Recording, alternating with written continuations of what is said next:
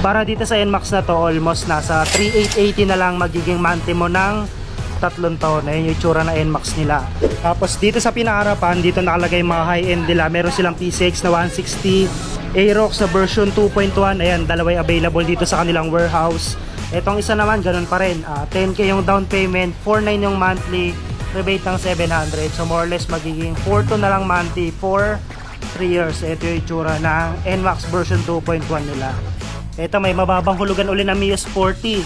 Etong isa na to, 500 pesos down payment. Pagdating sa monthly ng 3 taon, 1,443 lang. May bawas pa na 200. So magiging 1,243 for 3 years na lang yung babayaran mo. Ayan yung itsura ng Yamaha Mio Sporty nila na color matte gray. Latest version to ng Dio. Nasa 500 yung down payment. Sa monthly nasa 1,600. Pero may bawas pa rin siya na 300 oh. So more or less itong unit na to magiging 1,343 na lang. Sa condition napakaganda pa no. Solid na solid pa to. Ayan, sa nagharap ng murang hulugan na Dio, ayan meron sila rito. Pagdating naman sa mga Suzuki Smash 150 na carb type nila, ito mga pangharabas, pang praktikalang motor, mababa lang din yung monthly nila.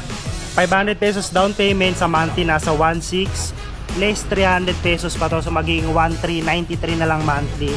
Ito yung mga drum brake version ng Suzuki Smash. Ayun yung lens niya, suwabe pa rin sa lens niya no? Ito mas mababa tong isa, nasa 500 pesos down payment, 1,200 yung monthly, rebate ng 200, so magiging 1K na lang monthly for 3 years. Ayun yung itsura ng TMX na 125. Meron din sila rito mga Honda RS na 125. Itong isa na to 1,700 lang yung monthly, may bawas pa na 300, so magiging 1,443 na lang monthly. Pagdating sa down payment, ayun 500 pesos lang. Ayun yung itsura na Honda RS 125 nila.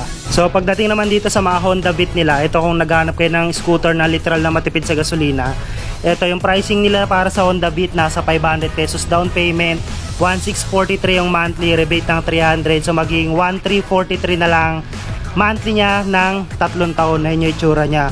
So nasa sa inyo kung gusto mo siyang kunin ng 12 months, 24 or 36, pero itong sinasabi nating computation ay yung payable for 36 months or 3 years. Itong isa na to, 500 pesos down payment, papatak na lang ng 1,900 yung monthly. Ito medyo mabababa tong isa, color matte red, 500 down, 2K yung monthly, tapos rebate ng 300, so magiging 1,741 na lang to. Ayun yung itsura, Honda Beat na color matte red. So para naman sa mga magtatanong kung saan located ito kanilang warehouse, madali lang siyang puntahan kasi along the highway lang siya. Ito, ayan, Molino Road to pagkakaalam ko, papuntang Paliparan, tapos dito papuntang Zapote. So ito, ipin nyo lang sa Google Map or sa Waze, Molabe Warehouse Rental. Ito yung pinaka landmark nila. Ayun yung kagaya na sinabi ko, madaling puntahan kasi ito, tabi lang siya ng kalsada. Makikita nyo na agad tong color green na tarpaulin nila. Pasok lang kayo dito mga sir.